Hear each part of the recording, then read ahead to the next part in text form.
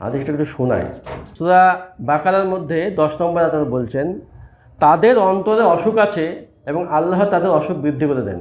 মানে যাদের অন্তরে অসুখ আছে, মানে যাদের মনে খুঁতমুতি আছে আর কি, যাদের মনটা উদার নয়, মনটা সবসময় কি বলে মানে কৃপণতা বা একটু অন্যভাবে নিজেকে একটু করে, তাদের মনে যাদের অসুখ আছে, তাদের অন্তর অসুখ আছে, আল্লাহ তাদের অসুখ বৃদ্ধি করে দেন। এমনি তো মনে অসুখ আছেই, অসুস্থতা আছেই, তার সঙ্গে অসুখ বৃদ্ধি করে মানে দেহের সমস্যাও তৈরি করেন। মানে মনের সঙ্গে দেহের একটা কানেকশান আছে, এটা আমি ক্লাসে বলেছি তোমাদের। কীভাবে হয়? ওই যে এপিনেফ্রিন, কর্টিসল ব্যাপারটা বলেছি না? তোরা আয়াত বাকারা 10 নম্বর এটা বলেছেন। তো মনের যে প্রথম অসুখ, সবচেয়ে ফার্স্ট অসুখ, আল্লাহ নবী বলছেন, খাওয়ার যে প্রবণতা, মনের প্রথম অসুখ এটা। বেশি খাওয়া এবং ভালো খাবারের প্রতি লোভী হওয়া, বেশি খাওয়া এবং উদরপূর্তি করে খাওয়া অসংখ্য গুনাহের মূল। এই কারণে হাদিসে ক্ষুধার্ত থাকার অনেক ফজিলত বর্ণিত হয়েছে। রাসূল সাল্লাল্লাহু আলাইহি ওয়াসাল্লাম বলেছেন, মানুষের জন্য পূর্ণ করার ক্ষেত্রে পেটের তুলনায় খারাপ কোনো পাত্র নেই।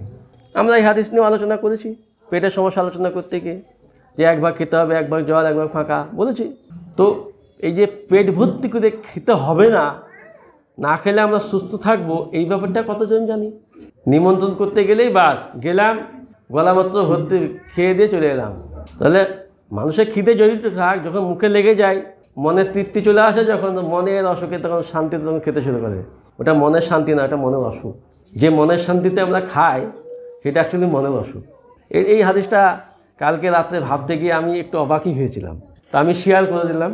তো আজকে আমরা যে পত্রিকা, এই পত্রিকা যে মানুষকে সচেতন করার জন্য আমি চেষ্টা করব, বলবো, সকলকে রিকোয়েস্ট করছি, সকলেই যেন এই পত্রিকা নিয়মিতভাবে সংগ্রহ করেন এবং সেই আপনার পরিচিতির মধ্যে দিয়ে, সার্কেলের মধ্যে দিয়ে যতটা সম্ভব প্রচার প্রসার করেন। অবশ্যই এতে আপনার নিয়ামত রয়েছে, আপনার কল্যাণ থাকবে ইনশাল্লাহ, যেটা একটা সাদকায়ে জারিয়া হবে। তার সঙ্গে আমরাও চেষ্টা করব প্রচারের মাধ্যমে যারা যারা দেখছেন, ভিডিও দেখছেন অনলাইনে বা ফেসবুকে বা ইউটিউবে, তাদেরকেও রিকোয়েস্ট করব এই বইটা প্রতি 3 মাসে কালেক্ট করার। তো আমি এই প্রকাশ করার আগে আমি এখানে ডেকে নেব আমাদের এই বইয়ের যে প্রচ্ছদ করেছেন সাইফুদ্দিন মল্লিক, যিনি শুধু দেগঙ্গা থেকে এসছেন। এরপরে আমাদের প্রথম ব্যাচের সবচেয়ে ভালো স্টুডেন্ট যেটা, সেও এসছেন কলকাতা থেকে, আমাদের আফতাবউদ্দিন ভাই, ডেকে নেব। আর সঙ্গে আমাদের কাজকে খুব সফলভাবে করে চলেছেন আমাদের ধুলিয়ানের দাউদ ভাই, আসুন। আমরা অফিসিয়ালি আমাদের ত্রৈমাসিক ম্যাগাজিন ইসলামিক চিকিৎসা, আধুনিক চিকিৎসার ইসলামিক মূল্যায়ন, এই বইটি আমরা প্রতি 3 মাস পর পর ছাপাবো, প্রকাশ করব ইনশাল্লাহ।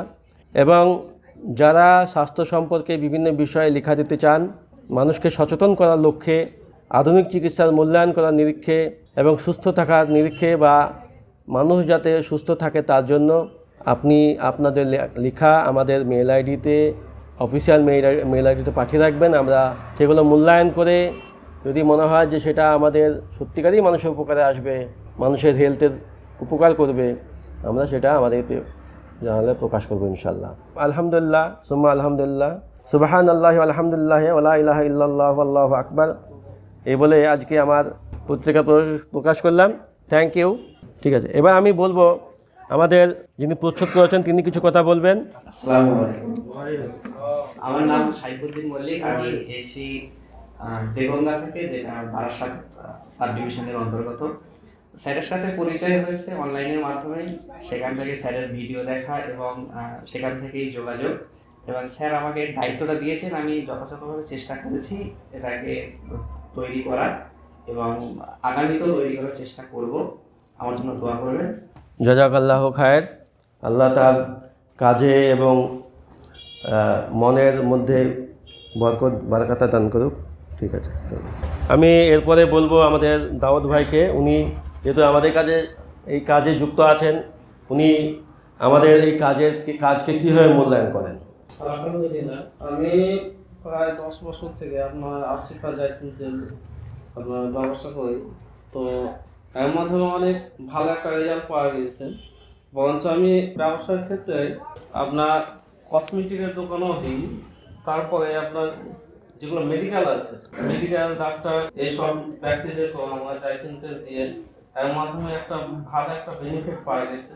তো আপনাদেরকে বলবো যে আসিফা জাইতুন তেল আপনার নিয়মিত ইউজ করেন এবং আশিফা যেসব কর্মকাণ্ডগুলো দেখলাম বা নিয়মিত আমি ভিডিওগুলো দেখি, আচ্ছা আচ্ছা, মাশাআল্লাহ ভালো একটা ট্রিটমেন্ট গুলো পেয়েছি, বঞ্চ আমার নিজের স্বাস্থ্য ক্ষেত্রে ভালো একটা রেজাল্ট যাক আলহামদুলিল্লাহ। পাওয়া গেছে। আর ওনার কাছে প্রশ্ন করে, যেহেতু বাবা যান অসুস্থ, তো ভালো ওনার কাছে পরামর্শ পাওয়া যায়।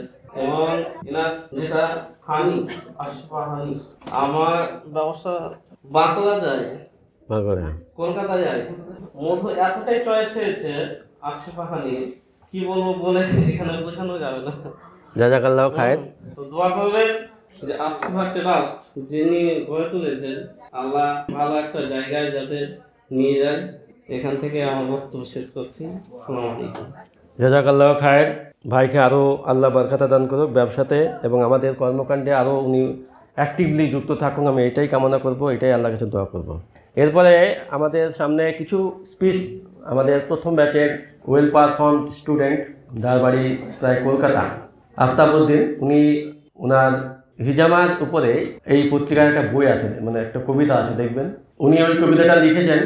তো আমি ওনাকে রিকোয়েস্ট করব যে হিজামা 2010 সাল ভার্সেস 2023 সাল পশ্চিমবঙ্গে, এবং সেক্ষেত্রে আমাদের ভূমিকা। আসসালামু আলাইকুম রহমতুল্লাহ বারকাতু। আলহামদুলিল্লাহ রব্বিল আলামিন, আসসালাতু ওয়াসসালামু আলা রাসূলিল আমিন, আম্মা বাদ। আলহামদুলিল্লাহ, সমস্ত প্রশংসা, গুণগান, মহিয়ান গরিয়ান আল্লাহ সুবহানাহু ওয়া তাআলার জন্য। অতঃপর শতকোটি দরুদ ও সালাম প্রেরিত হোক মানবতার প্রকৃত বন্ধু রহমতুল্লাহ আলামিন উসওয়াতুল হাসানা হযরত মুহাম্মদ সাল্লাল্লাহু আলাইহি ওয়াসাল্লামের প্রতি। প্রশংসা, হামদ এবং সালামের পর এখানে উপস্থিত আমার শ্রদ্ধেয় ডাক্তার ইয়ার আলী সাহেব এবং স্যারের সকল ছাত্র এবং শুভাকাঙ্ক্ষী এবং আশিফা ট্রাস্টের কর্মীবৃন্দ, সমস্ত শুভাকাঙ্ক্ষীদেরকে আমার অন্তরের অন্তঃস্থল থেকে জানাই সালাম, আসসালামু আলাইকুম রহমতুল্লাহ। ধন্যবাদ জ্ঞাপন করি স্যার ইয়ার আলী স্যারকে এবং আশিফা ট্রাস্টের সকল সদস্যকে, যারা এই সেমিনারে আমার কিছু কথা বলার জন্য এখানে আহ্বান করেছেন। আমি সোশ্যাল মিডিয়ার মাধ্যমে, বিশেষ করে ফেসবুকের মাধ্যমে স্যার ইয়ার আলী স্যারের পরিচয় পাই এবং আশিফা হেলথ কেয়ারের সমস্ত ভিডিওগুলো আমি দেখতে থাকি। এটা ছিল 2020-21-এর দিকে। আমি 2022-এ যখন স্যার অ্যাডভার্টাইজ দিলেন যে হিজামার ক্লাস করানো হবে, বিজ্ঞানভিত্তিক হিজামা, বিস্ময়কর হিজামা যে চিকিৎসা, তারই আলোকে হিজামার প্রকৃত প্রশিক্ষণ এখানে দেয়া হবে, সেখানে আমি অ্যাডমিশন নিলাম। এখানে একটা কথা বলে রাখি, আমি দীর্ঘ 6 ঘন্টা যাত্রা করে তবে এখানে আসতে হয়। আমার বাড়ি দক্ষিণ 24 পরগনার বজবজ 2 ব্লকে, যদি বিধানসভা ধরা হয় সাতগাছিয়া বিধানসভা, লোকসভা কেন্দ্র হচ্ছে ডায়মন্ড হারবার লোকসভা কেন্দ্র। অনেক জার্নি করে আসি।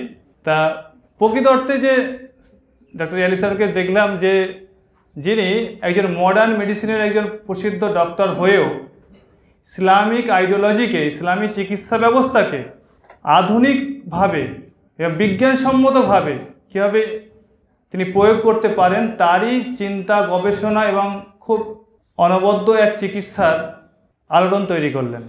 হিজামা এই যে শব্দটাকে আমরা সাধারণত দেখতাম যে হাদিসের একটা ভাষ্য রূপ হিসাবে জানতাম। বাংলায় হয়তো আমরা শুনে থাকি যেটা এটাকে সিঙ্গা লাগানো, কিন্তু আমি প্রকৃত অর্থে হিজামা শব্দটাই বুঝতাম না। হয়তো কিছু বাংলা অনুবাদে সিঙ্গা লাগানো, এবং কিছু সংখ্যক আলেম ওলামারা এই শব্দটা ব্যবহার করতেন। তার যে বিজ্ঞানভিত্তিক প্রয়োগ আছে, এবং হিজামা যে আল্লাহ রাসূল সাল্লাল্লাহু আলাইহি ওয়াসাল্লাম বলছেন, সুরানে আবু দাউদে একটা হাদিসে বলছেন যে তোমরা যত চিকিৎসা গ্রহণ করো, সর্বোত্তম চিকিৎসা হচ্ছে কি? হিজামা, সিঙ্গা লাগানো, ইংরেজিতে কাপিং বলা হয়। অন্য একটা হাদিসে সহিহ মুসলিমে এসছে যে হিজামার মধ্যে রয়েছে শিফা, আরোগ্য। তো এই যে হাদিসগুলো, তার কি বর্তমানে এই 21 শতাব্দীতে তার বিজ্ঞানভিত্তিক প্রয়োগ কিভাবে হবে? কিছু সংখ্যক হয়তো আলেমওয়ালারা বা ইউনানিতে যারা চিকিৎসা করেন, তারা হয়তো তার প্রয়োগটা কিছুটা করেছেন, কিন্তু তাকে অ্যানাটমিক্যালি, ফিজিক্যালি সমস্ত এবং তার রোগ কিভাবে হচ্ছে সঠিকভাবে ডায়াগনোসিস করে সেই হিজামার প্রয়োগ পদ্ধতি আমরা সেটা জানতে পেরেছি শ্রদ্ধেয় স্যার ইয়ার আলী স্যারের কাছ থেকে। আজকে যে জটিল রোগগুলো ক্রনিক ডিজিজগুলো কিভাবে আমাদের পুরো ব্যক্তি পরিবার সমাজকে গ্রাস করে আছে, আমরা অবাক হয়ে যাই।